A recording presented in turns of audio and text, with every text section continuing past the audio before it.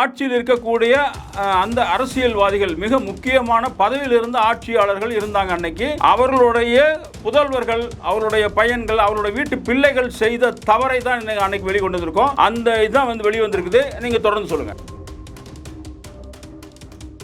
ஆமா, அதுல வந்து சபாநாயகர் மகன் எல்லாம் அந்த சர்ச்சையில வந்து சிக்கினார் இல்லையா? அப்போ அந்த தகவல் நக்கீரன் பத்திரிகையாளர் அருள்குமார் என்பவர்கிட்ட அந்த தகவல் வருது. அந்த தகவல் வந்த பிறகு இப்படி ஒரு ஆடியோ இருக்கு, வீடியோவும் இருக்கு, நீங்க ஒரு குறிப்பிட்ட இடத்துக்கு வாங்கன்னு சொல்லி அந்த ஆடியோவையும் வீடியோவும் கொடுத்து நடந்த விஷயத்தெல்லாம் ஒரு பெண்ணினுடைய அண்ணன் பேசியிருக்கார். பேசும் பொழுது அந்த தகவலை வந்து அருள் என்கிட்ட வந்து பகிர்ந்துக்கினார். இப்படி ஒரு ஆடியோ இருக்கு, நாங்க இத வந்து பத்திரிகை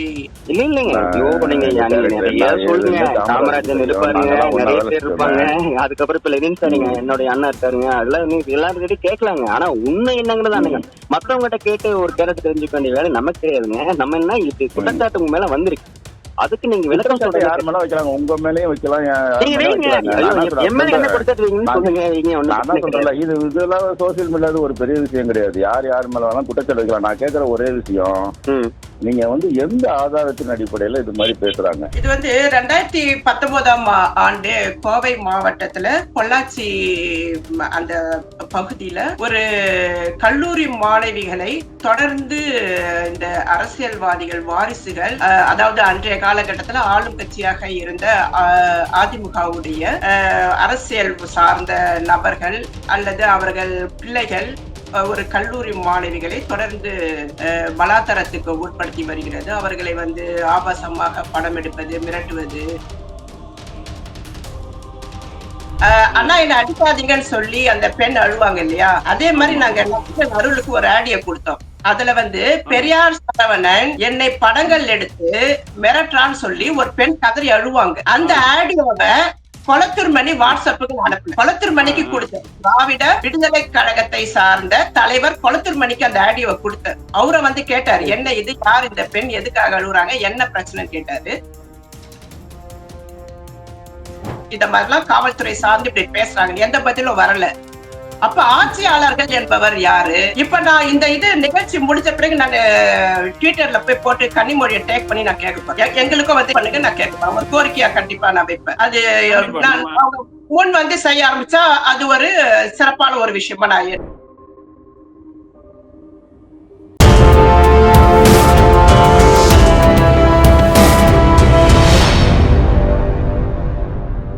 இன்றைக்கு பரபரப்பான தீர்ப்பு ஒன்று நம்ம வந்திருக்குது.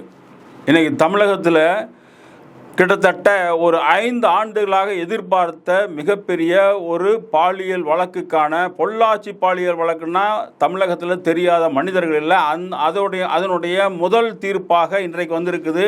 அந்த தீர்ப்பை எல்லோரும் வரவேற்கிறோம். இதில் பார்த்தீங்கன்னா எந்த ஒரு இதுவுமே இல்லாமல் எல்லாருடைய ஒட்டுமொத்த பார்வையும் இந்த பாலியல் குற்றவாளிகள் மீது இருந்தது. அவர்களுக்கு உரிய தண்டனை கிடைக்க வேண்டும் அப்படிங்கிறதான் பெரும்பாலும் நினைத்தார்கள். அதை நினைத்த அளவுக்கு என்ன தண்டனையோ உயர்ந்த தண்டனை அந்த சட்டத்தில் வழங்கப்பட்டிருக்குது. அந்த தண்டனை இன்றைக்கு வழங்கப்பட்டிருக்கிறது. இதில் ஈடுபட்ட 9 நபர்களுக்கு வழங்கப்பட்டிருக்கிறது. அதில் 80 லட்சம் ரூபாய் கிட்டத்தட்ட அவர்களுக்கு நட்டஈடாக கொடுக்க வேண்டும் அப்படிங்கிறது சொல்லியிருக்காங்க. இது வந்து 8 பேர் பாதிக்கப்பட்ட அந்த பெண்கள், அவர்களுக்கும் இது அந்த பாதிக்கப்பட்ட அந்த பெண்களுக்கு உரிய இழப்பீடு தரணும்னு சொல்லியிருக்காங்க. அதே போல் அந்த பெண்கள் யார் அப்படிங்கிறத பெரிய அளவில் வெளியே கொண்டு வராமல் இந்த கேஸை நகர்த்தி கொண்டு போனதில் சிபிஐக்கு நாம் ஒரு சல்யூட் சொல்லுவோம். ஏன்னா பல அரசியல் அழுத்தங்கள் இருந்திருக்கலாம், அரசியல் பின்புலங்கள் இருந்திருக்கலாம். அதையெல்லாம் தாண்டி அந்த பெண் இனத்திற்கு ஒரு உரிய நியாயம் கிடைக்கணும் அப்படின்னு நினைக்கிறதுல பொது மனிதர்கள் நிறைய பேர் இருக்கிறோம். அதில் வெளியே பேசினவங்க நிறைய பேர், பேசாதவங்க நிறைய பேர். இதில் முற்போக்கு பேசக்கூடிய அத்தனை பெண்களும் கட்சி சார்பற்று இனம் மறந்து எல்லாருமே நம்ம அந்த இதில் எப்படியாவது அந்த பாதிக்கப்பட்ட பெண்களுக்கு உரிய நீதி வேணும் அப்படிங்கிறதுல ரொம்ப இதாக இருந்தோம். அந்த நீதி இப்போ கிடைச்சிருக்குது. அவங்களுக்கு வந்து சாகும் வரை சிறையில் இருக்கணும் அப்படின்னு ஒரு இதை வந்து, அதாவது ஆயுள் தண்டனை அப்படின்னு சொல்கிறதுல அதுதான் ஆயுள் தண்டனை சொல்லுவாங்க. ஆனால் ஆயுள் தண்டனைன்னு சாதாரண சொன்னாலும் கூட அது 10 வருஷம் 14 வருஷத்தில் வெளியே வர்றவங்க இருக்காங்க. இதில் தெளிவாக அந்த நீதிபதி சொல்லியிருக்காரு, சாகும் வரை அவர்கள் வந்து இருக்கணும். இதுபோல் ஒவ்வொரு குற்றவாளிகளுக்கும் அந்த குற்றத்திற்கு தகுந்த மாதிரி அவர்களுக்கு நீதி வழங்கியிருக்கார். இது இன்னைக்கு வந்து பெண்களிடத்திலேயே மிகவும் வரவேற்கக்கூடியதாக ஒன்றாக இருக்குது. பெண்கள் மட்டுமில்லை, ஆண்களில் பெண்ணுக்கு நிகராக பெண்ணுக்கு ஈக்குவல் சமத்துவம் கொடுக்கணும்னு நினைக்கக்கூடிய அத்தனை ஆண்களும் இன்னைக்கு படித்த மனிதர்கள் இருக்கக்கூடிய எல்லாருமே வந்து இதை வரவேற்றிருக்காங்க. இந்த நீதியை கொடுத்த அந்த நீதிபதிக்கும் ஒரு வணக்கத்தை செலுத்தி, இந்த விவகாரம் 2009 இருந்து நீங்கள் வந்து பிரான்சில் இருக்கக்கூடிய தமிழச்சி தொடர்ச்சியாக அந்த விவகாரம் குறித்தும் அவர் வந்து என்ன நடந்தது, எப்படி நடந்தது அப்படின்ட்டு பலரோட அவர் தொடர்பில் இருக்கார் தமிழகத்தில். அதில் மிக முக்கியமான நபராக சொல்லக்கூடிய ஒரு நபர் வந்து இந்த விவகாரத்தில் சில எவிடன்சஸ் சில இதெல்லாம் கலெக்ட் பண்ணி கொடுத்த நக்கீரன் அன்றைய காலத்தில் வேலை செய்த அருள். அவர் வந்து 2002க்கு பின்னர் கோவிடில் இறந்துட்டார். அவரே வந்து இவர்களோட நெருங்கிய தொடர்பு இருந்தாங்க. அந்த தொடர்பை வைத்துக்கொண்டு அவர்கள் அந்த காலத்தில் என்னென்ன நடந்தது, எப்படியான செய்திகள் இவருக்கு வந்தது, என்ன நடந்திருக்கும் அப்படிங்கிற செய்தியெல்லாம் வந்து நம்ம தமிழச்சிக்கு நேரடியாக தெரியும். அந்த வகையில் இன்றைய நிகழ்ச்சி, பாலியல் தொடர்பான இந்த நிகழ்ச்சி தீர்ப்பும் இன்னைக்கு இருக்கக்கூடிய இன்றைய வரை, அதாவது 2019க்கு பின்னர் இன்றைக்கு இருக்கக்கூடிய ஆட்சியாளர்களை இந்த பெண்களுக்கான பாதுகாப்பு எப்படி இருக்கிறது அப்படிங்கிறத வந்து இது வந்து ஒரு முழுமையான ஒரு பார்வையாக நம்ம தமிழச்சியோட நம்ம விவாதம் செய்வோம், அவங்களோட பேசுவோம். அவங்களுக்கு இருக்கக்கூடிய என்னென்ன நடந்திருக்கு, எப்படி இருக்குது, பெண்களுக்கு உரிய பாதுகாப்பு இருக்கா அப்படிங்கிறதெல்லாம் தெளிவாக அவர்களிடத்திலிருந்து தெரிந்து கொள்வோம். வணக்கம் தமிழச்சி. வணக்கம். சரி, இப்போ இந்த நிகழ்ச்சி, அதாவது பொள்ளாச்சி பாலியல் தொடர்பான இந்த நிகழ்ச்சி வந்து உங்களுக்கு வந்து நேரடியாக அதில் போய் புலனாய்வு செய்த சில பத்திரிகையாளர்கள் உங்களோட தொடர்பு இருந்தாங்க. அதை குறித்து உங்களுக்கு எப்படி அந்த காலகட்டத்தில் என்ன நடந்தது, எப்படி நடந்தது, அவர்கள் உங்கள் அருள் எந்த அளவுக்கு உங்களோட நெருக்கமாக இருந்தார், எந்த செய்திகளை உங்களுக்கு சொல்லியிருக்காரு, அதெல்லாம் கொஞ்சம் சொல்லுங்களேன். இது வந்து 2019ஆம் ஆண்டு கோவை மாவட்டத்தில் பொள்ளாச்சி அந்த பகுதியில் ஒரு கல்லூரி மாணவிகளை தொடர்ந்து இந்த அரசியல்வாதிகள் வாரிசுகள், அதாவது அன்றைய காலகட்டத்தில் ஆளும் கட்சியாக இருந்த அதிமுகவுடைய அரசியல் சார்ந்த நபர்கள் அல்லது அவர்கள் பிள்ளைகள் ஒரு கல்லூரி மாணவிகளை தொடர்ந்து பலாத்காரத்துக்கு உட்படுத்தி வருகிறது. அவர்களை வந்து ஆபாசமாக படம் எடுப்பது, மிரட்டுவது, அச்சுறுத்து அதெல்லாம் நடந்தது. நான் இன்னொன்னு குறுக்கெடுக்க மன்னிக்கணும். அரசியல்வாதிகள்னு சொல்லும்போது இருக்கக்கூடிய அந்த அரசியல்வாதிகள் மிக முக்கியமான பதவியில் இருந்த ஆட்சியாளர்கள் இருந்தாங்க அன்னைக்கு. அவர்களுடைய புதல்வர்கள், அவருடைய பையன்கள், அவருடைய வீட்டு பிள்ளைகள் செய்த தவறை தான் அன்னைக்கு வெளிக்கொண்டு இருக்கோம். அந்த இதுதான் வந்து வெளிவந்திருக்குது. நீங்க தொடர்ந்து சொல்லுங்க. ஆமா, அதுல வந்து சபாநாயகர் மகன் எல்லாம் அந்த சர்ச்சையில வந்து சிக்கினார் இல்லையா? அப்போ அந்த தகவல் நக்கீரன் பத்திரிகையாளர் அருள்குமார் என்பவர்கிட்ட அந்த தகவல் வருது. அந்த தகவல் வந்த பிறகு இப்படி ஒரு ஆடியோ இருக்கு, வீடியோவும் இருக்கு, நீங்க ஒரு குறிப்பிட்ட இடத்துக்கு வாங்கன்னு சொல்லி அந்த ஆடியோவையும் வீடியோவும் கொடுத்து நடந்த விஷயத்தெல்லாம் ஒரு பெண்ணினுடைய அண்ணன் பேசியிருக்கார். பேசும் பொழுது அந்த தகவலை வந்து அருள் என்கிட்ட வந்து பகிர்ந்துக்கினார். இப்படி ஒரு ஆடியோ இருக்கு, நாங்க இதை வந்து பத்திரிகை நக்கீரன் மூலியமாக வெளியெடுத்துவதற்கு முயற்சி பண்ண போறேன்னு சொல்லி அது வெளியும் வந்த பிறகு தமிழகமே வந்து அதிர்ந்தது. அதுல வந்து குறிப்பா ஒண்ணு சொல்லுவாங்க, அண்ணா பெல்ட்டால் அடிக்கிறாரு ஒரு நபர். அப்ப வந்து அண்ணா என்ன அடிக்காதீங்க அண்ணான்னு சொல்லி அந்த பெண் வந்து கதறி அழுகுறாரு.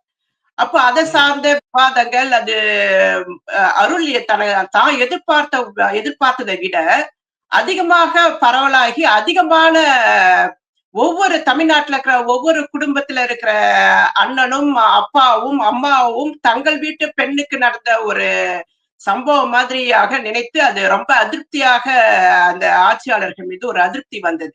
அந்த அதிருப்தியை திமுக சார்ந்த அந்த காலகட்டத்தில் எதிர்கட்சியாக இருக்கும் பொழுது கனிமொழி தலைமையில் ஒரு ஆர்ப்பாட்டம்லாம் நடந்தது.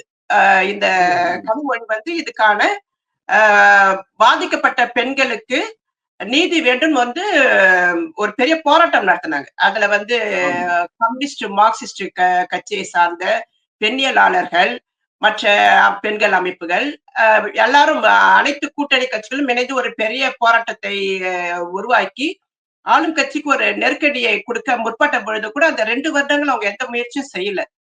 அப்போ இது இந்த போக்கிலே போகும் பொழுது திமுக அந்த தேர்தல் அறிக்கையில வந்து சொல்றாங்க, பொள்ளாச்சி பாலியல் விவகாரம் நாங்கள் ஆட்சிக்கு வந்தாக்கா அதை நாங்க விசாரணைக்கு உட்படுத்துவோம்னு சொல்லிட்டு திமுக தேர்தல் அறிக்கையிலே சொல்லுது.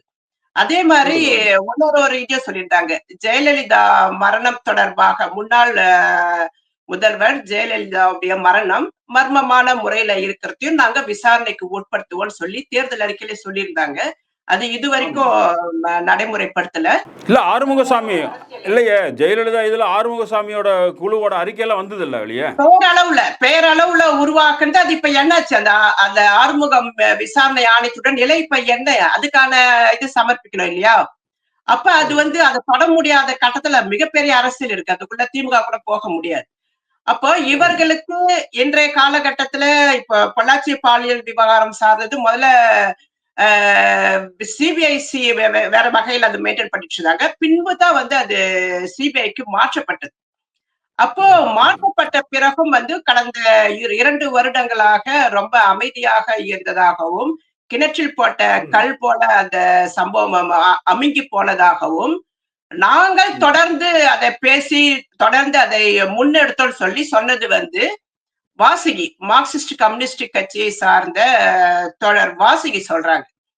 அப்போ ஒரு சம்பவம் இப்ப கனிமொழி வந்து என்ன சொல்றாங்க, இந்த தீர்ப்பு குறித்து அவங்க கிட்ட பேட்டி கேட்கும் பொழுது, பெண்கள் பாதிக்கப்படுற இடங்களுக்கு எங்கள் திமுக தொடர்ந்து அந்த போராட்டத்தை முன்னெடுத்து அதுக்கான நீதியை பெற்று தருவோம்னு சொல்றாங்க. அப்ப ஒரு மார்க்சிஸ்ட் கம்யூனிஸ்ட் கட்சியை சார்ந்த ஒரு தத்துவார்த்த ரீதியாக செயல்படுற அரசியல் தத்துவம் பின்புலம் கொண்ட ஒரு வாசிக்கும் அதுல எங்களுக்கும் பங்களிப்பு இருக்குதுன்ற ஒரு இமேஜை மக்களுக்கு முன்பு நிறுத்த முற்படுறாங்க. இதே வேலையை கனிமொழி செய்யறாங்க. ஆனால் இவர்கள் பேசுவதெல்லாம் உண்மையா? இவர்கள் எல்லாம் எல்லா பாலியல் குற்றங்களிலும் இவ்வாறு தலையிட்டு ஒரு போராட்ட வடிவத்தை முன்னெடுக்கிறாங்களான்ற ஒரு கேள்வி இருக்கு.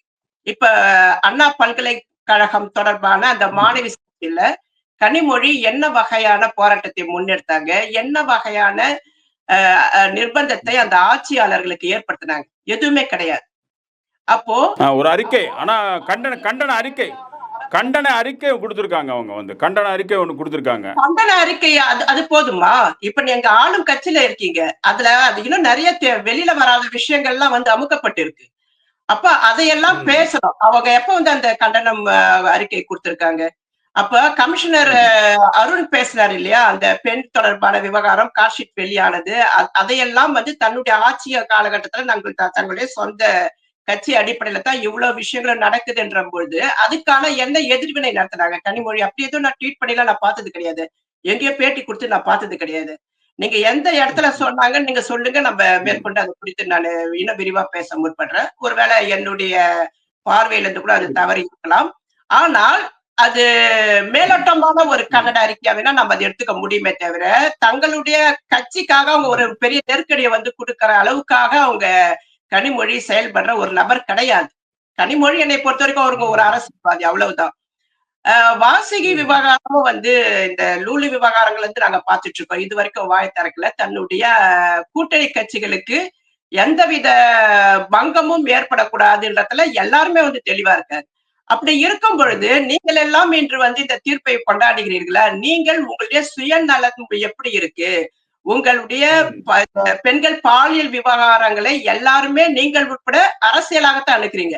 அதுலயும் இதுல எங்களுடைய பங்களிப்பு இருக்குன்னு சொல்லி விளம்பரம் தேடுறீங்க. அப்போ இன்னொரு பக்கம் பாத்தீங்கன்னாக்கா சிபிஐ தரப்பு சார்ந்த வழக்கறிஞர் பேட்டி ஒண்ணு நான் சமூக ஊடகத்துல சற்று முன்பு பார்த்தேன்.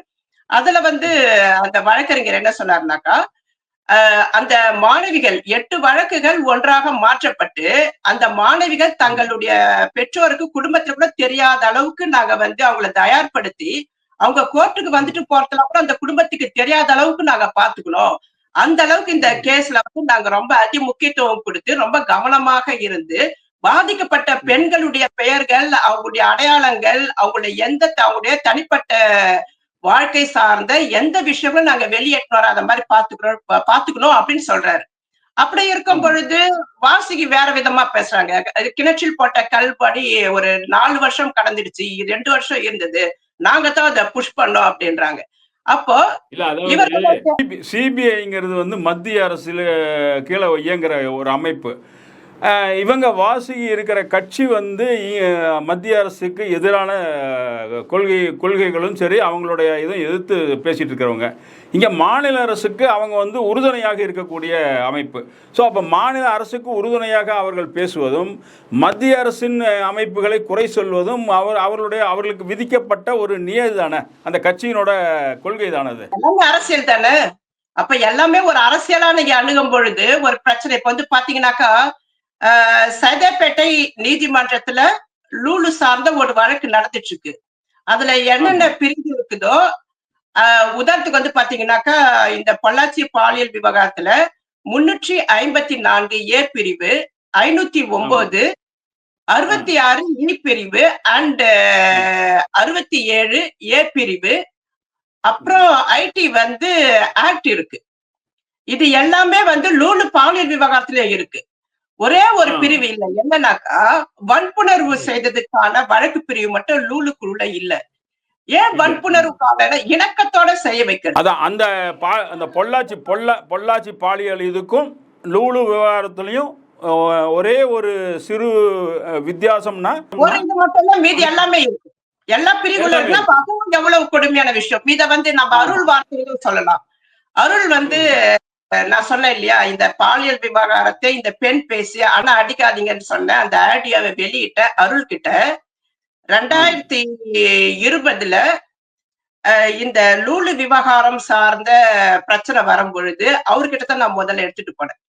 அவர் வந்து எல்லாத்தையும் வந்து ஆதாரங்கள்லாம் கேட்டார். அவர் வந்து ஆதாரங்கள்லாம் சரி பார்த்துட்டு நம்ம இதை பத்தி பேசுவோம்னு சொல்லிட்டு அவர் என்கிட்ட வந்து என்ன சொன்னார்னா, நான் முதல்ல போய் தோழர் ராமகிருஷ்ணன் கிட்ட பேசினேன். அவர் வந்து கோவை பகுதியில இருக்கிறவர். தோழர் ராமகிருஷ்ணனோட அவருக்கு நல்ல ஒரு தொடர்பு இருந்திருக்கு.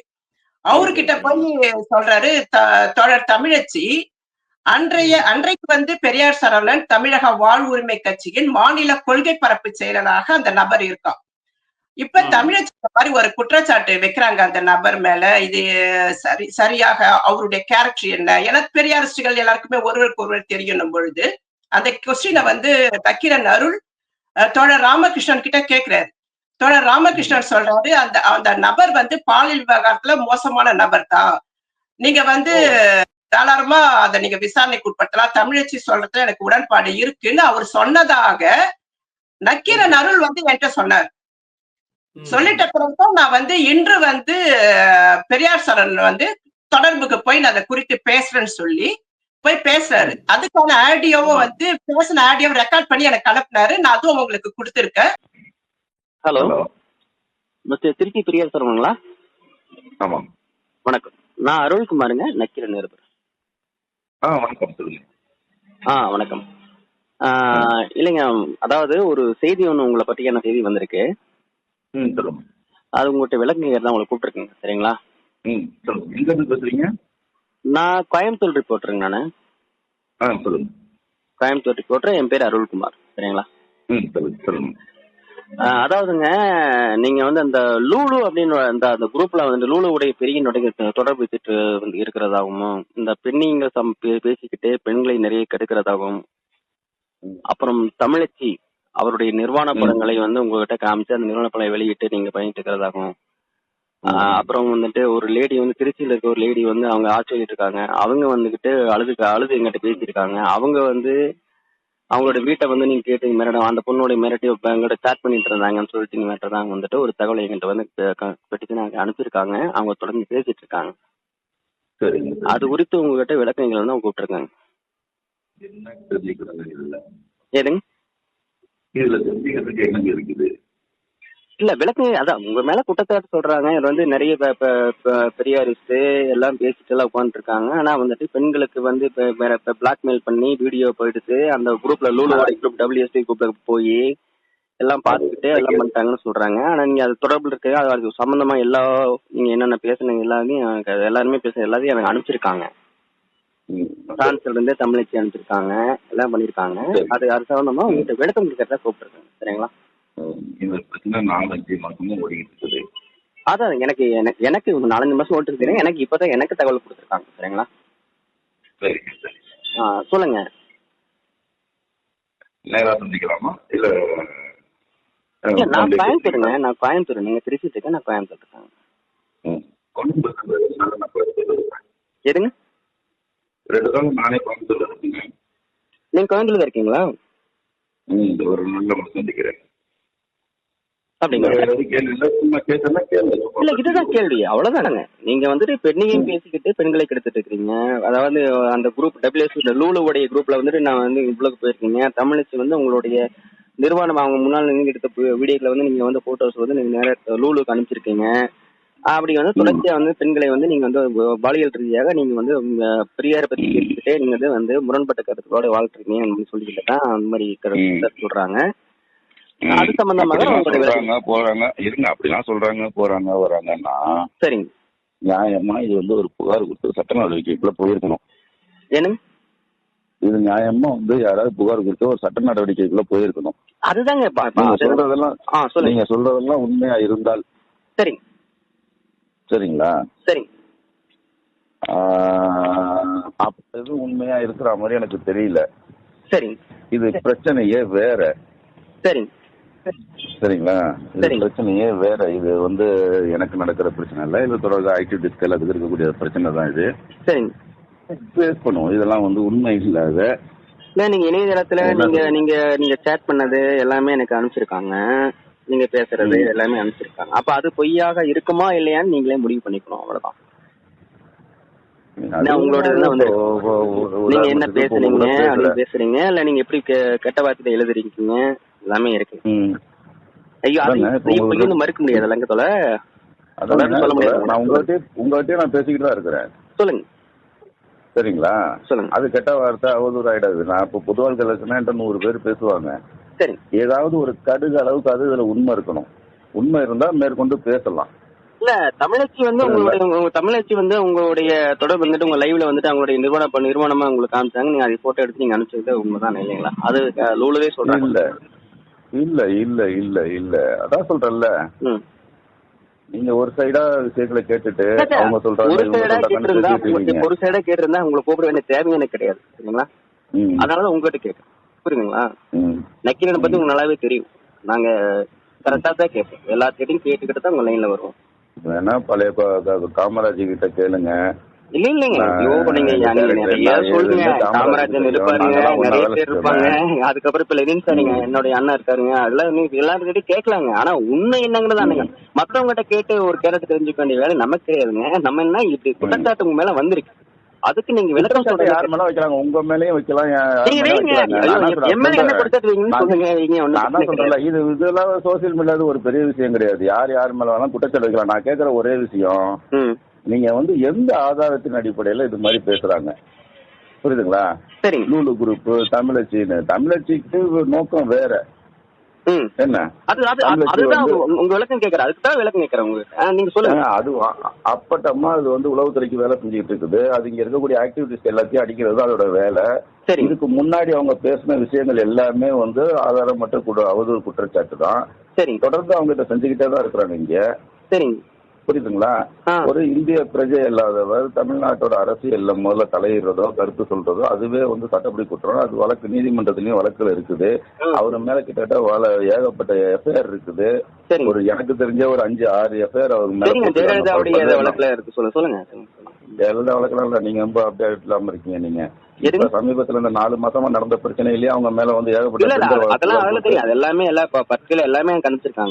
அப்புறம் ஒரு எஃப்ஐஆர் போட்டு விசாரணை இருக்கக்கூடிய விஷயத்த வந்து தெரியல. நீங்க இப்ப கேட்டு இல்லைங்க, நான் எஃப்ஐஆர் போட்டா வந்து குற்றவாளின்னு சொல்லிடுறீங்களா? எனக்கு புரியல.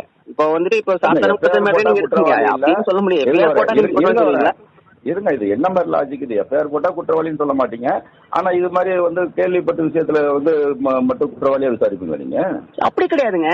இப்போ ஒரு பண்றதுக்கு என்ன அர்த்தம்? இல்லங்க, நீங்க எஃப்ஐஆர் போட்டிருக்காங்க, அவங்களுக்கு ஒரு அக்கா பேசக்கூடாதுன்னு சொன்னீங்கன்னா எம்எல்ஏ வந்து ஜெயலலிதா போட்டாங்க. சரிங்களா? திருச்சி வழக்கு இங்க இருக்குது, திருச்சி வழக்கு இருக்குது, திருச்சியில ஒரு வழக்கு போட்டிருக்காங்க. சரிங்க. என்ன, ஆலங்குடி ஸ்டேஷன்ல ஒரு எஃப்ஐஆர் இருக்குது, திருச்சியில ஒரு எஃப்ஐஆர் இருக்குது, சென்னையில ஒரு எஃப்ஐஆர் இருக்குது. சரி. இதுல ஒருத்தர் தொடர்பு கொள்ள, இது தமிழ்நாட்டில் இருக்கக்கூடிய எல்லா பெரியாரிஸ்ட் ஆக்டிவிட்டிஸ்ட் கம்யூனிஸ்ட் எல்லாமே இதுல தொடர்பு இருக்காங்க. இது ஒரு விசாரணையில் இருக்கிறது. சரி, புரியுதுங்களா? அப்ப அதை வந்து ஏத்துக்க மாட்டீங்க. என்ன, என்கிட்ட எல்லா சார்ட் இருக்குதுன்றீங்க. முதல்ல இது நீங்க சொல்றதே தவறான தகவல். சார்ட் இருக்குன்னு சொல்றதே தவறான தகவல். அப்படி ஒழுக்கக்கேடா முறைகேடா ஏதாவது சார்ட் இருந்ததுன்னா சொல்லுங்க, பேசுவோம். இல்ல அனுப்புங்க, பேசுவோம். ஓகே. என்ன, அதுதான் நியாயமா இருக்க முடியும், அதான் சரியும் கூட. இப்ப நீங்க என்ன சொல்ல, இப்ப வந்துட்டு நீங்க வந்துட்டு அதாவது இப்ப லூலு குரூப்ல நீங்க வந்துட்டு லூலு கூட நீங்க தொடர்பு இல்லைன்னு சொல்றீங்க இல்லைங்களா? தொடர்பு இருக்கா இல்லைங்க? கிடையாதுங்க. எப்படிங்க தொடர்பு இருக்க முடியும்? அதுவும் ரகசிய குழுன்றாங்க. அப்புறம் லூலுங்கிற இப்ப சொல்றேன், லூலுன்னு தெரியும்னு சொல்றீங்க, அந்த குரூப்ல நான் இல்லைன்னு சொல்றீங்க, நீங்க அழகா சொல்றீங்க. லூலு யாருன்னு உங்களுக்கு ஓபனா சொல்லவே இல்லை, உங்களுக்கு தெரிஞ்ச மாதிரி தான் பேசுறீங்க நீங்க. ரெண்டாவது, லூலு யாருன்னு சோசியல் மீடியால இருக்கவங்க எல்லாத்துக்குமே தெரியும். நீங்க கரெக்டா சொல்றீங்க. அதான் சொல்றல, நீங்க அப்டேட்டா இல்லன்ற. அப்புறம் லூலு யாருன்னே தெரியாது உங்களுக்கு. லூலு சோசியல் மீடியால தெரியாது. இப்பதான் தெரிஞ்சுக்கிட்டேன். அதுக்கப்புறம் உங்களை பத்தி அந்த ஆஸ்திரேலியால ஒரு பொண்ணு வந்து சொல்ற ஒரு ஆடியோ, திருச்சியில இருந்து போன ஒரு அந்த பொண்ணு எங்கிட்ட பேசின ஆடியோ இருக்கு.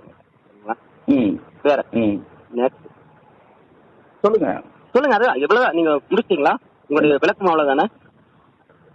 அவ்வளவுதான், அதுக்கு மேல என்ன நடக்குது? நீங்க இல்ல நீங்க நேரா சொல்லிங்களா? சரி, ஓகே, நன்றி, வணக்கம். நன்றி நன்றி நன்றி. அந்த ஆடியோ நான் கேட்டேன், அந்த ஆடியோ கேட்டேன். கூடுமான வரைக்கும் சும்மா ஒரு சிறு துண்டு நீங்க வெளியில போட்டா அதுங்களுக்கு பேருதவியா இருக்கும். என்னன்னாக்கா, நான் வந்து நக்கீரன் அருண் எங்க கிட்ட தொடர்புல இருந்தாருன்றதுக்கான ஆதாரம். அப்போ பெரியார் கிட்ட போய் நக்கீரன் அருள் வந்து பேசுற, தமிழச்சி இப்படி ஒரு குற்றச்சாட்டு வச்சிருக்காங்க, இந்த மாதிரி பிரச்சனை எல்லாம் நீங்க பெண்களை பலாத்காரத்துக்கு தூண்டுவதாகவும் மிரட்டுவதாகவும் அச்சுறுத்துவதாகவும் சொல்லி அதுக்கான ஆதாரங்கள்லாம் கொடுத்தாங்கன்னு பேச ஆரம்பிக்கும் போது மறுத்து பேசுறாரு. அப்போ அவருக்கு பேசி முடிச்சுட்டு அவருக்கு அந்த அவரு ஒத்துக்கல, அந்த யாருமே ஒத்துக்க போறது இல்ல. எந்த குற்றவாளியும் வந்து நீதிமன்றம் வர வரைக்கும், விசாரணை வர வரைக்கும் அவர்கள் சமூக ஊடகங்கள்ல தங்கள் இஷ்டத்துக்கு பேசுறவங்க தான், அதுல மாற்று கருத்து யாருக்கும் இருக்க முடியாது. அதுக்கு பிறகு அவர் இதெல்லாம் வந்து எங்க கிட்ட கொடுத்துட்ட பிறகு நான் வந்து இத வெளியே எடுத்துட்டு வர போறேன் நக்கீரன் பத்திரிகையில அப்படின்னு சொல்லிட்டு, அந்த குற்றச்சாட்டுக்கு சம்பந்தப்பட்ட A3 குற்றச்சாட்டை பற்றி இப்ப சைதாப்பேட்டை நீதிமன்றத்துல இருக்கிற அம்பிகா என்ற பெண்ணையும் வந்து தொடர்பு கொள்றாரு. அவங்கள வந்து முன்னுக்கு பின் முரணா பேசி எதுவும் சம்மந்தம் இல்லைன்ற மாதிரி எழுதிட்டாங்க. ஏன்னா இந்த வழக்கு 2020 நடக்கும் பொழுது புகார் வந்து ஜூலை மாதம் தான் கொடுக்கப்பட்டது. புகார் கொடுக்கப்பட்டு அக்டோபர் மாசம் தான் எஃப்ஐஆர் பதிவு செய்ய சொல்லி உத்தரவு போடுறாங்க. ஆனா தமிழக காவல்துறை 2 வருடமாக வந்து எஃப்ஐஆர் பதிவு செய்யல வழக்குக்கு. அப்ப நான் தான் வந்து தேசிய மகளிர் ஆணையத்துக்கு தொடர்பு கொண்டு 2022 இந்த வழக்கை வந்து எஃப்ஐஆர் பதிவு செய்ய உத்தரவிடணும்னு சொல்லி ஐரோப்பிய மனித உரிமை அமைப்பு, பெண்கள் அமைப்பு சார்பாக நாங்க சில கோரிக்கைகள் வைக்கும் பொழுது இந்திய தேசிய மகளிர் ஆணையம் தமிழக காவல்துறை டிஜிபிய வந்து டெல்லிக்கு வர சொல்லி உத்தரவு போடுறாங்க. அவரு டெல்லிக்கு போறதுக்கு முன்னாடி இந்த கேஸ வந்து எஃப்ஐஆர் செஞ்சுட்டு போறாரு. இப்படிதான். ஆனா இது நடக்கிறதுக்கு முன்பு இந்த குற்றம் சாட்டப்பட்ட நபர்கள் தங்களுக்கு எந்த தொடர்பும் இல்லைன்னு பேசிட்டு இருந்தாங்க. அதே மாதிரி இந்த விவகாரமும் வெளியில வந்துட போகுதுன்ற ஒரு பதட்டம் பெரியார் சரவணுக்கு இருந்துட்டே இருக்கு. ஏன்னா அருள் வந்து பொள்ளாச்சி விவகாரம் எப்படின்னு கேட்டோம்னா, பொள்ளாச்சி விவகாரத்தில் ஈடுபட்டவங்க வந்து இன்றைக்கு எதிர்க்கட்சியாக இருக்கக்கூடிய அதிமுகவினுடைய பிரமுகர்களுடைய வீட்டு பசங்க. இந்த பிரச்சனை எப்படின்னா, லூலு பிரச்சனை எப்படின்னா, லூலு பிரச்சனை வந்து திராவிட கட்சிகளோட இணக்கமாக போய் கொண்டிருக்கிறவங்களோட பிரச்சனை. ஸோ இப்போ இன்றைக்கு ஆட்சியில் இருக்கக்கூடிய கட்சின்னு பார்த்தோம்னா திராவிட முன்னேற்ற கழகம், அவங்களுக்கு இணக்கமாக போகக்கூடிய இந்த நபர்களுடைய இந்த பாலியல் ரீதியான குற்றச்சாட்டுக்கு நீங்கள் வைக்கிறதுக்கு பல இது இருக்குல்ல. உங்களை அதிமுகவில் போட்ட கேஸுக்காக இன்றைக்கி வந்து தீர்ப்பு வந்திருக்குங்கிறதுக்கு வேண்டி வரவேற்பு இருக்கும். அது பொதுவாக மனிதர்கள் வரவேற்பாங்க, அதுதான் நியாயம். அதே போல திமுக ஆட்சி காலத்தில் நடக்கக்கூடிய இந்த லூலு பிரச்சனையும் இன்றைக்கு வந்து கோர்ட்டில் வந்து நீங்கள்லாம் வந்து படாத பாடுபட்டு டெல்லி பெண்கள் இதுக்கு கமிஷன் வரைக்கும் போய் இதெல்லாம் பண்ணியும் கூட இன்னும் வந்து அதுக்கு ஒரு நியாயமான நீதி கிடைக்காம நீங்கள் இருக்கிறதுங்கிறது நல்ல விவகாரம் தெரியுது. இதுக்கான எவிடன்சஸ் எல்லாம் நீங்கள் சொல்கிறீங்க. இப்போ அந்த பொள்ளாச்சியில் இருக்கக்கூடிய அந்த விவகாரத்தில் என்னென்ன கேஸ் போட்டாங்களோ, என்னென்ன வழக்குகள் செக்ஷனில் போட்டாங்களோ அதுக்கும் அதுக்கு ஈக்குவலாக இருக்கக்கூடிய செக்ஷன்ஸ் இதில் இருக்குங்கிறீங்க. அதிகமா இருக்கு, அதை விட இன்னும் அதிகமாவும் இருக்கு. இப்ப இந்த இடத்துல மன்னிக்கணும், என்ன ஒரு விஷயம்னாக்கா, அண்ணா என்ன அடிக்காதீங்கன்னு சொல்லி அந்த பெண் அழுவாங்க இல்லையா, அதே மாதிரி நாங்க நக்கீரன் அருளுக்கு ஒரு ஆடியோ கொடுத்தோம். அதுல வந்து பெரியார் சரவணன் என்னை படங்கள் எடுத்து மிரட்டான்னு சொல்லி ஒரு பெண் கதறி அழுவாங்க. அந்த ஆடியோவை கொளத்தூர் மணி வாட்ஸ்அப்புக்கு அனுப்புனேன். கொளத்தூர் மணிக்கு கொடுத்தேன். திராவிட விடுதலை கழகத்தை சார்ந்த தலைவர் கொளத்தூர் மணிக்கு அந்த ஆடியோவை கொடுத்தார். அவரை வந்து கேட்டாரு, என்ன இது, யார் இந்த பெண், எதுக்காக அழுகுறாங்க, என்ன பிரச்சனைன்னு கேட்டாரு. நான் வந்து நடந்ததெல்லாம் சொன்னேன். அதே மாதிரி அருள் வந்து அந்த குரலை கேட்டுட்டு என்ன சொல்றாருன்னா, நீங்க கொடுத்திருக்க ஆதாரங்கள்லாம் பார்க்கும் பொழுது பொள்ளாச்சி பாலியல் விவகாரங்களில் கிடைத்த ஆதார விடங்களை படு பயங்கரமாக இருக்கு. நான் தோழர்கள் நம்பி பெரும் மதிப்பு கொண்டிருந்த தோழர்கள் மேல நீங்க குற்றச்சாட்டு வைக்கிறீங்க. அதுவும் பெண்ணியம் என்ற பெயரால், பெரியாரின் பெயரால், பெரியாரின் பெண் விடுதலின் பெயரால் பெரியாரிஸ்டுகளை இப்படி எல்லாம் சேர்த்து வந்து எனக்கு பேரதிர்ச்சியா இருக்கு. எனக்கு அந்த குரலை கேட்டு தூங்கவே முடியலன்னு சொன்னாரு. அப்ப சொன்னவரு அவர் என்ன சொல்றாருன்னா, என்னை பொறுத்த வரைக்கும் பொள்ளாச்சி பாலியல் விவகாரத்தை விட லூலு பாலியல் குற்றங்கள் சார்ந்து ஒரு அரசியல் ரீதியாக அதோடைய அழுத்தங்கள், அதோட மூலயமாக நடக்கிற விஷயங்கள் பேரதிர்ச்சியாக இருக்குன்னு சொன்னார். அதுக்கான குரல்களும் உங்ககிட்ட கொடுத்திருக்கோம், ஆவணங்களை நாங்க கொடுத்திருக்கோம். அப்ப இன்று பொள்ளாச்சி பாலியல் விவகாரம் சார்ந்து ஒரு தீர்ப்பு வரும் பொழுது இந்த தமிழ் சமூகம் பொதுமக்கள் இடத்துல இருந்து நல்ல தீர்ப்பு வரவேற்கிறோம், சட்டத்தின் மீது ஒரு நம்பிக்கை வந்து ஏற்படுத்துவதாக இருக்கு. அதிமுக மேல இருந்த விமர்சனங்கள் இப்ப திமுக மேல ஒரு அபிமானம், ஒரு நல்ல அபிமானம் வரும், நல்ல தீர்ப்பு வந்து திமுக ஆட்சி காலத்துல வந்து இருக்கு அப்படின்னு சொல்லி பல பாராட்டுதல்கள் உருவாகும்.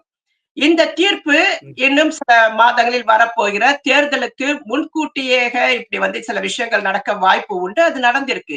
ஆனா இதே திமுக ஆட்சி காலத்துல நாங்க வந்து நான் புகார் கொடுத்தது அதிமுக ஆட்சி காலத்துல இருக்கும் பொழுதுதான். திமுக ஆட்சிக்கு வந்த பிறகு என்னுடைய புகார் 2021 கொடுக்கிற காவல்துறை விசாரணைக்கு உட்படுத்தல. இதற்காக நான் 2022 இந்தியாவுக்குள்ள வந்து எழும்பூர் நீதிமன்றத்துல காவல்துறை 1 வருடம் கடந்த நிலையில் என்னுடைய வழக்கை வந்து விசாரணைக்கு உட்படுத்தலன்னு சொல்லி நீதிமன்றத்துல முறையிடும் பொழுது எழும்பூர் நீதிமன்றத்தை வந்து நீதிபதி சொல்றாரு, இவங்களுடைய கேஸ வந்து விசாரணைக்கு உட்படுத்துங்கன்னு சொல்றாங்க. அப்புறம் நான் திரும்ப பிரான்ஸுக்கு வந்துட்டேன். நான் வெயிட் பண்ணிட்டு இருந்தேன், காவல்துறை என்னை அணுகுவார்கள் சொல்லி நான் வெயிட் பண்ணிட்டு இருந்தேன். காவல்துறை என்னை அணுகல. 42 கொஸ்டின் வச்சு எனக்கு மின்னஞ்சல் பண்ணியிருந்தாங்க.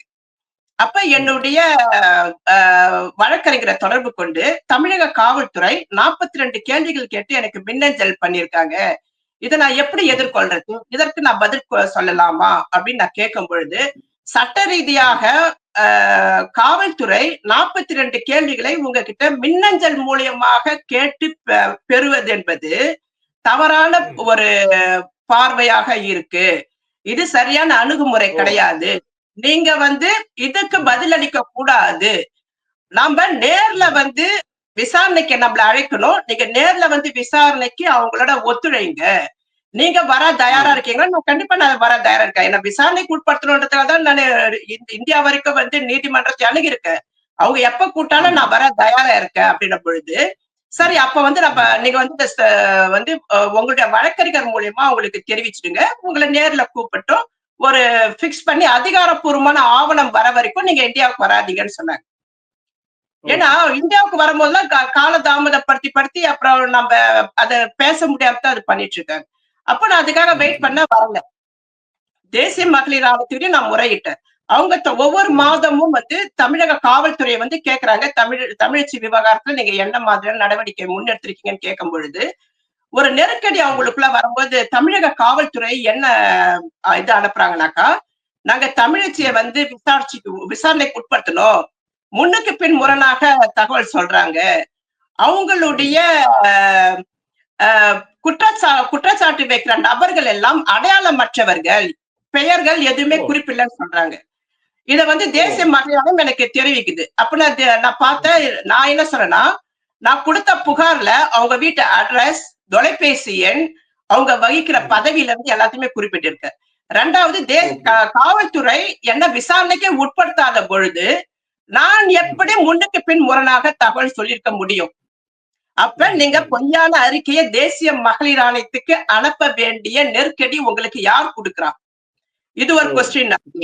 ரெண்டாவது வந்து பாத்தீங்கன்னாக்கா, அப்படி அவங்க சொன்ன பிறகுதான் நான் சென்ற வருடம் 2024 சென்னை ஹைகோர்ட்டுக்கு வந்து பொதுநல வழக்கா மாத்துறேன்.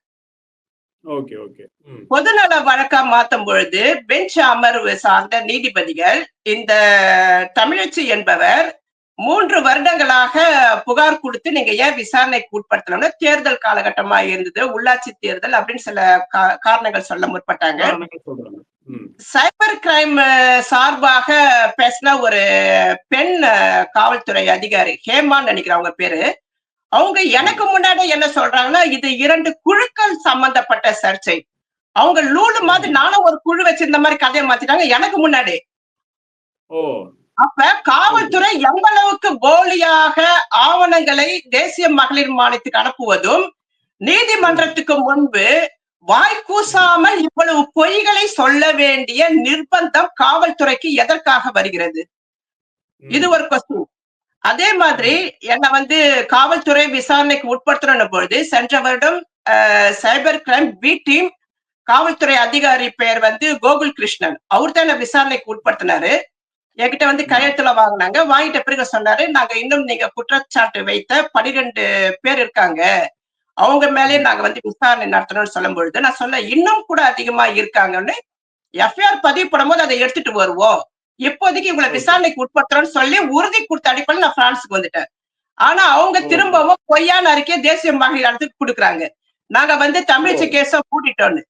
சென்ற வாரம் வந்து தேசிய மகளிர் ஆணையம் என்னை தொடர்பு கொண்டு காவல்துறை இது மாதிரி சொல்றாங்கன்னு பொழுது நான் கேஸ மூடல, நான் மூடவும் மாட்டேன், புகார் கொடுத்து 4 வருடம் ஆகுது, இதே மாதிரி இவங்க பேசிட்டே இருந்தா என்னதான் அர்த்தம்? இது கனிமொழி பார்வைக்கு எடுத்துட்டு போனா, கனிமொழி வந்து தமிழச்சியுடைய போராட்டத்துக்கு இந்த பாலியல் போராட்டங்கள், இந்த பெண்கள் தமிழ்நாட்டுல இருக்கிற பெண்கள் பாதிக்கப்படுறாங்க, வெளிநாட்டுல இருக்கிற ஒரு மனித உரிமை அமைப்பு செயல்பாட்டுல ஒரு பெண் வந்து போராட்டத்தை முன்னெடுக்கிறாங்க, நம்ம ஆட்சி காலத்துல இவங்களுக்கு நீதி பெற்று தரணும்னு முன் வருவாங்களா? கண்டிப்பா நம்ம வந்து இல்ல அதற்கான ஒரு முயற்சி நீங்க இதுவரைக்கும் எடுத்திருக்கீங்களா? கனிமொழி வாயிலாக ஏதாவது ஒரு முயற்சி எடுத்திருக்கீங்களா? இல்ல, இதுவரைக்கும் வந்து தேசிய மகளிர் ஆணையத்தை அணுகணும். தமிழக காவல்துறைக்கு சென்ற மாதம் மீது லெட்டரும் நான் போட்டிருக்கேன், இந்த மாதிரிலாம் காவல்துறை சார்ந்து இப்படி பேசுறாங்க, எந்த பதிலும் வரல. அப்ப ஆட்சியாளர்கள் என்பவர் யாரு? இப்ப நான் இந்த நிகழ்ச்சி முடிச்ச பிறகு நான் ட்விட்டர்ல போய் போட்டு கனிமொழியை டேக் பண்ணி நான் கேட்க போறேன், எங்களுக்கும் வந்து டேக் பண்ணுங்க, நான் கேட்க போறேன், ஒரு கோரிக்கையா கண்டிப்பா நான் வைப்பேன். அது அவங்க முன் வந்து செய்ய ஆரம்பிச்சா அது ஒரு சிறப்பான ஒரு விஷயமா நான் ஏத்துக்கிறேன். ஆனா நக்கீரன்ல வந்து செய்தி வராம தடுத்தது சுபவின்னு சொல்லி சொல்றாங்க. இப்ப என்ன பிரச்சனைனாக்கா, கொளத்தூர்மணி ஒருவேளை அறிக்கை வெளியிடாம இருந்திருந்தால், ஒருவேளை ஓவிய அறிக்கை வெளியிடாமல் இருந்திருந்தால், ஒருவேளை இந்த பாலியல் குற்றச்சாட்டுகளில் சுபவி சிக்காமல் இருந்திருந்தால், இது ஒரு லூலு விவகாரமாகவும் ஒரு சில போலி பெரியாரிஸ்டுகள் சில தவறுகள் செஞ்சிருக்காங்க என்ற அடிப்படையில ஒரு இந்த விஷயத்தை ஏற்றுறதுக்கு இவங்க உதவி செஞ்சிருக்கணும், யாருமே செய்யல. திருமணம் கடந்த உறவு வந்து தனி நபர்கள் விவகாரமாக பார்க்கிறாங்க இவர்கள். அப்ப பாலியல் சுரண்டல் அணுகுமுறைகளை இவர்கள் எப்படி பார்ப்பார்கள் என்பதுதான் பெரியாரிஸ்டுகள் ரொம்ப குழப்பமான மனநிலை இருக்காங்க. அப்ப இவர்கள் குற்றச்சாட்டப்பட்ட பெரியார் சுரண்டல் பாலியல் குற்றங்களில் ஈடுபட்டவர்கள் இதை ஒரு அரசியலாக மாற்றும் பொருட்டு திராவிடம் ஆரியத்துக்கு எதிரான ஒரு போராட்டமாகவும், சுந்தரவல்லி போன்ற இதுல வந்து என்னை ஏதோ ஒரு கைக்கூலி எல்லாம் சொல்லுவாங்க, இந்துத்துவ கைக்கூலி அப்படின்லாம் பேச ஆரம்பிச்சாங்க. ஆனால் ஒரு சட்டம் சார்ந்து நாங்க நடவடிக்கை எடுக்கும் பொழுது அந்த பிரிவுகள் எல்லாம் கிட்டத்தட்ட பொள்ளாச்சி பாலியல் விவகாரத்துல இருக்கிற சட்ட பிரிவுகளை விடவும் கூட இருக்கு. இப்போ 8 பெண்களுடைய வழக்கை வந்து பொள்ளாச்சி பாலியல் விவகாரத்துல ஒருங்கிணைத்து இந்த வழக்கை வந்து விசாரிச்சிருக்காங்க இல்லையா? அது நாங்க 4 வருஷமா இந்த திமுக ஆட்சிக்கு வந்த பிறகு இந்த 4 வருஷம் 5வது வருஷம் நடந்துட்டு இருக்கு. இந்த வருஷமும் முடிஞ்சாக்கா திமுக வந்து இந்த வழக்கை வந்து விசாரணைக்கு எடுக்கலனாக்கா இதுல அரசியல் காரணங்களுக்காக, அதுவும் தேர்தல் நேரத்துல இந்த கேஸ் வந்துடக்கூடாது. ஏன் இன்னும் கேட்டா நான் தொடர்ந்து பேசிட்டே இருக்கத்தால இது வந்து தேர்தல் டைம்ல பிஜேபி கையில எடுத்துடும் பயப்படுற திமுக பெரியாரிஸ்டுகள் என்கிட்ட வந்து பேசியிருக்காங்க, இந்த கேஸ பத்தி பேசாதீங்க. அப்ப பாலியல் விவகாரங்கள் எல்லாரும் எப்படி பாக்குறாங்கன்றதுனால வந்து நம்ம பேசப்பட ஒரு விஷயமா இருக்கு. அதை சார்ந்து நீங்க கேள்விகள் கேளுங்க. கண்டிப்பா. இப்போ நம்ம அந்த வகையில தான் நம்ம வந்து இப்போ உங்களுடைய விவகாரமும், அதாவது லூலு விவகாரம் என்று சொல்லக்கூடிய அந்த விவகாரமும் இப்போ பொள்ளாச்சி விவகாரத்திற்கு ஒப்பானது அல்லது அதுக்கு மேல் இருக்கக்கூடிய ஒரு விவகாரமாக இருக்குது. ஆனால் இந்த திமுக ஆட்சி காலத்தில் இந்த மாதிரி இதுவும் இருக்குது. இதை ஏன் எடுக்கலை அப்படிங்கிறது ஒரு மிகப்பெரிய இதை நம்மளுக்கு ஒரு ஐயத்தை ஏற்படுது. அதற்காக தான் நம்ம வந்து சொன்னோம். என்ன தெரியுமா இதுக்கு காரணம்?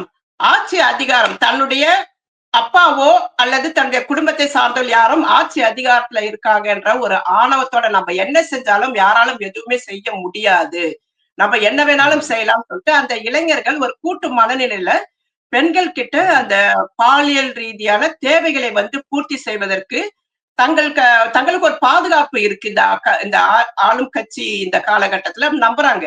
இதே வேலைத்தான் இந்த பெரியாரிஸ்டுகள் திமுக இருக்கிற வரைக்கும் நம்மள யாரும் ஒண்ணுமே பண்ண முடியாது, நம்ம லூலு விவகாரத்துல நம்ம தப்பிச்சலாம் நம்புறாங்க. ஆனா நீங்க தப்பிச்சா கூட நீங்க என்ன இந்த குற்றங்கள் தொடர்ந்து நடக்கத்தான் போகுது. அப்ப சமூக பொறுப்பு இல்லையா? சமூக நீதி பேசுறீங்க, பெண் விடுதலை பேசுறீங்க, நீங்க இந்த பாலியல் குற்றங்களை தொடர்ந்து ஊக்குவித்துக் கொண்டும் அந்த பாலியல் குற்றங்களில் ஈடுபடும் நபர்களாகவும் நீங்க மாறி நிக்கிற ஒரு விஷயம் இந்த மக்களுக்கு இன்னும் பேரதிர்ச்சியா வரும். அந்த நாளுக்காக நான் காத்துட்டு இருக்கேன். அதாவது அதுக்கு முன்னர் நம்ம வந்து ஒரு தீர்மானத்துக்கு வர்றதுக்கு முன்ன என்ன பண்ணணும்னா, நம்ம வந்து மேலவை இது மக்களவை உறுப்பினராக இருக்கக்கூடிய கனிமொழி வந்து பெண்களுக்கான குரலாக சில இடங்கள்ல இருந்திருக்காங்க. அந்த வகையில் நம்ம கனிமொழிகிட்டையும் இந்த பிரச்சனை தொடர்பாக முழு பிரச்சனையும் கொண்டு போவோம், முதலமைச்சர் இடத்துலையும் கொண்டு போகலாம் அப்படிங்கிறது தான் என்னோட கருத்து. நீங்கள் அதெல்லாம் கொண்டு போயிட்டு அதெல்லாம் நடக்கலை அப்படின்னா நம்ம வந்து இந்த ஆட்சியாளர்கள் மீது குற்றம் சொல்கிறது சரியாக இருக்குன்னு நினைக்கிறேன். இது வந்து கண்டிப்பாக இல்லை. இப்போ இந்த திமுக ஆட்சியிலையும் இந்த லூலு விவகாரம் என்பது மிகப்பெரிய பிரச்சனை. அதே போல் அண்ணா யூனிவர்சிட்டியில் நடந்த இந்த ஞானசேகரன் இதுவும் வந்து மிகப்பெரிய பிரச்சனையாக இருக்குது. இதை தவிர பல பிரச்சனைகள் இருக்குது. பட் வந்து பெண்கள் சார்ந்து அவர்களுக்கு ஒரு நீதி கிடைக்கணும், நியாயம் கிடைக்கணும் அப்படிங்கிற ஒரு பார்வையோடு இருக்கக்கூடிய பொதுமகன்களாக இருக்கக்கூடிய இந்த காலகட்டத்தில் இந்த செய்திகளை நம்ம கொண்டு போய் சேர்க்குறோம். அது வந்து அதற்கான நடவடிக்கைகள் விரைவாக எடுக்கப்படும் என்று ஒரு நம்புவோம். இதில் கண்டிப்பாக நீங்களும் நம்பிக்கையோட இருக்கணும் அப்படின்னு கேட்டுக்கொண்டு இந்த நிகழ்ச்சியில் ஒரு விஷயம் இதுல அந்த காலகட்டங்கள் வந்து பார்க்கும் பொழுது அந்த பெண்ணுடைய குரல் வெளிவந்த பிறகு அதுக்கான எவ்வளவு அழுத்தங்கள் வந்தது. காவல்துறை எப்படி அந்த குடும்பத்தையும் சமூக ஊடகக்குள்ள யாருமே பேசக்கூடாதுன்னு தவிர்க்கிறதுக்காக தீவிரமான ஒரு மிரட்டல் முயற்சியை வந்து மேற்கொண்டாங்க. எஸ்பி பாண்டியராஜன் வந்து அந்த பாதிக்கப்பட்ட பெண்ணோட பெயரை சொல்றாங்க, அந்த கல்லூரி பேரை சொல்றாங்க. அதே மாதிரி அந்த நபருக்கு பிற்காலத்துல இதெல்லாம் செஞ்சதுக்கு சஸ்பெண்ட் செய்யப்படுவதற்கு மாறாக அதே அதிமுக உயர் பதவி கொடுக்குது. இப்ப இன்னொரு பக்கம் வந்து பாத்தீங்கன்னாக்கா அண்ணா பல்கலைக்கழக விவகாரத்துல கமிஷனர் அருண் உட்பட காவல்துறை அதிகாரிகள் அந்த பெண் பேரை சொல்லி அந்த எஃப்ஐஆர் பதிவுலாம் வெளியிட்டது, அதுக்கு கண்டனம்லாம் வர ஆரம்பிச்சது இல்லையா? எல்லா ஆட்சியிலும் எல்லா காவல்துறை அந்த ஆட்சியாளருக்கு ஆதரவா செயல்படுற மாதிரியான ஒரு நிலைப்பாட்டு வந்து எடுக்கிறது வந்து சரியான போக்கு கிடையாதுன்னும் பொழுது சட்டத்துறை அமைச்சரும் மகளிர் பாதுகாப்புத்துறை அமைச்சகமும் அல்லது இந்த பெண்ணிய ஆர்வலர்கள், சமூக செயல்பாட்டாளர்கள், பெண்ணியம் சார்ந்த அமைப்பு சார்ந்து வச்சிருக்கிறவங்களா அந்த ஒரு போராட்ட வடிவமா அதை முன்னெடுத்து அரசியல் ரீதியாக அவற்றை கேள்விக்குட்படுத்தணும் இல்லையா? இந்த பெண்ணிய அமைப்புகளே கூட வந்து மோசமான நடவடிக்கைகளை ஈடுபடுதுன்றதான் நாங்க லூலு விவகாரத்துல வந்து பார்த்தோம். இதை நான் சுருக்கமா நான் வந்து பேசிடுறேன். இப்ப சைதாப்பேட்டை நீதிமன்றத்தில் புகார் கொடுத்து அந்த பெண் வந்து போராடிட்டு இருக்க சட்ட நடவடிக்கை இந்த சமூக அழுத்தங்களுக்கும் மீறி வெளி வந்து துணிச்சலாக அந்த பெண் வந்து புகார் கொடுத்த பெண் பேசிட்டு இருக்காங்க. அவரை குறித்து 2021 பெரியாரிய யூடியூப் சேனல்ல திட்டமிட்டு அவதூறு பரப்பிக்கிறாங்க. அத வந்து செய்ய ஆரம்பிச்சது மனித அமைப்பை சார்ந்த வசுமதி வசந்தி. அந்த புகார் கொடுத்த பெண்ணை A1 குற்றவாளியாக மாத்திட்டாங்க. அந்த பாலியல் விவகாரங்களை தொடர்ந்து 5 வருடங்களாக பேசிட்டு இருக்க என்னை வந்து நானும் ஒரு பெண்களை பாதிப்புக்கு உள்ளாக்கிய குற்றச்சாட்டப்பட்ட நபர்களில் நானும் ஒருவன் சொல்லி பேச ஆரம்பிச்சிட்டாங்க. நானும் அந்த புகார் கொடுத்த பெண்ணும் தான் பாலியல் குற்றவாளிகள் சொல்லி பேசுற அளவுக்கு ஒரு பெண்ணி அமைப்பு தமிழ்நாட்டுக்குள்ள இருக்குதுனாக்கா இந்த பெண்ணி அமைப்பு சிண்டு முடிக்கிற வேலையை செய்யறதெல்லாம் வந்து நம்ம நிறைய பேச வேண்டியதா இருக்கு.